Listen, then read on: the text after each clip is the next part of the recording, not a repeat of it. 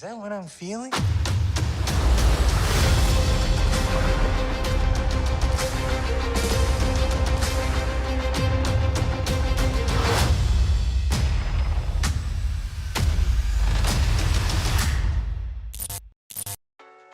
Salut à tous et à toutes, c'est Seth, et aujourd'hui on se retrouve pour parler du premier épisode de She-Hulk, sorti récemment.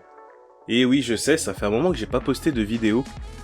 Bah, parce que j'avais pas de série sur lesquelles parler depuis quelques temps. Là, ça a l'air de repartir un petit peu, donc on verra plus tard. Comme d'habitude, je vais méchamment spoiler, donc si vous n'avez pas vu l'épisode, je vous invite à revenir une fois que ce sera fait.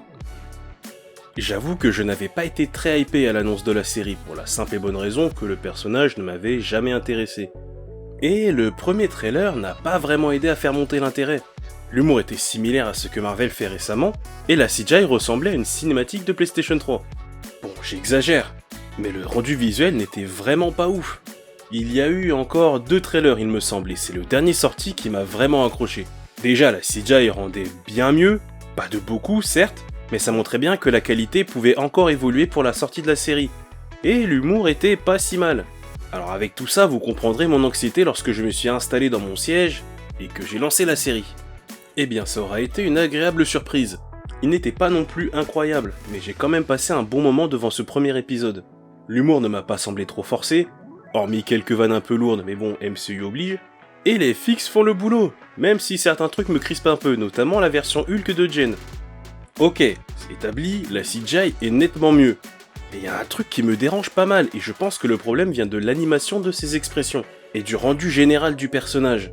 Je pense que ce qui me dérange chez elle, et pas chez Hulk, c'est qu'ils ont donné pas mal d'imperfections de peau à Bruce, ainsi qu'une courte barbe et des rides, ce qui accentue le réalisme du personnage. Tandis que celui de Jen est beaucoup trop lisse, j'ai pas l'impression de voir de la peau, on dirait une espèce de plastique, je sais, ou de la cire. Comme une statue de cire en fait, ouais. Certes, elle est nettement moins propre que dans les trailers, et du coup ça me fait un peu chelou parce que j'ai vraiment l'impression de voir la 3D. Je reste encore un peu dans les points moyens, je trouve ça un peu dommage que la scène de l'accident se déroule aussi vite. Dans le comics, si je dis pas de conneries, elle a besoin d'une transfusion de sang suite à une balle perdue, et Bruce, étant une des rares personnes avec une compatibilité sanguine, lui donne son sang. Là, je trouve le coup du sang qui coule sur la plaie un peu trop facile et rapide, c'est dommage de ne pas s'attarder un peu plus dessus. Sur une note plus positive, j'ai bien aimé la vibe de ce premier épisode. Tranquille, bon enfant. Et le 4ème mur n'est pas ridicule, ça m'a donné le même ressenti qu'à Malcolm. Et ça franchement j'ai apprécié. Mais mon élément préféré de cet épisode restera la relation Bruce-Jennifer. Que ce soit dans les dialogues ou dans leurs actions l'un envers l'autre, on ressent fortement leurs liens familiaux. Ça rigole, ça se dispute, ça se bat, ça se chambre entre 2 discussions sérieuses. J'avais l'impression de me voir avec mes cousines, ou avec ma sœur. Le concours d'euros en est d'ailleurs un très bon exemple. Réussir à placer une ou 2 petites phrases pour nous faire comprendre que Bruce fait encore le deuil de Steve et Tony entre 2 rôles, c'est plutôt bien joué. On sent que ses 2 amis lui manquent vraiment et j'avoue avoir ressenti un petit truc pendant cette séquence. J'ai également bien aimé la scène où ils se mettent sur la tronche. Leur bagarre est pas hyper impactante, vu qu'on sait qu'ils n'auront pas à s'entretuer, mais elle est plutôt bien foutue.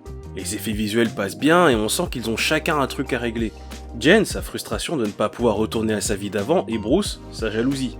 Bon, il faut dire que le pauvre a galéré pendant 15 ans avec ce problème qui a fait de sa vie un véritable enfer. Je peux comprendre que voir sa cousine s'en sortir aussi facilement en si peu de temps puisse l'agacer fortement. J'aimais cependant une réserve sur un truc. Dans les comics, la force brute de She-Hulk est moins élevée que Bruce, vu qu'elle a obtenu ses pouvoirs par transfusion sanguine. C'était aussi l'une des raisons pour laquelle elle avait le contrôle sur sa transformation, contrairement à son cousin. Comme je l'ai dit plus tôt, mes connaissances sur le sujet sont assez vagues. Les érudits pourront me corriger en commentaire si jamais je me plante. Là, elle n'a reçu que quelques gouttes, mais ses pouvoirs sont plus puissants que l'original. La régénération de Bruce n'était pas suffisante pour guérir son bras blessé par les pierres d'infinité, mais celui de Jen, oui. Loin de moi l'envie de dénigrer le personnage, mais je trouve ça un peu bizarre. Enfin, à voir par la suite.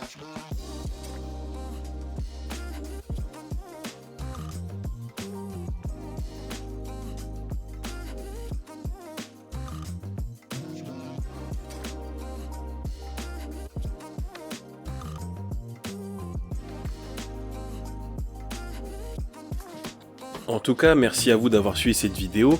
N'hésitez pas à me dire en commentaire ce que vous avez pensé de ce premier épisode. Mettez un pouce en l'air, on apprécie toujours. N'oubliez pas d'activer la cloche lorsque vous vous abonnez, vous recevrez une notification lors des prochaines sorties de vidéos. Vous pouvez également me rejoindre sur Twitter, je poste régulièrement des trucs en lien avec l'actualité geek. Et je vous dis à la semaine prochaine pour une nouvelle vidéo. Ciao les geeks!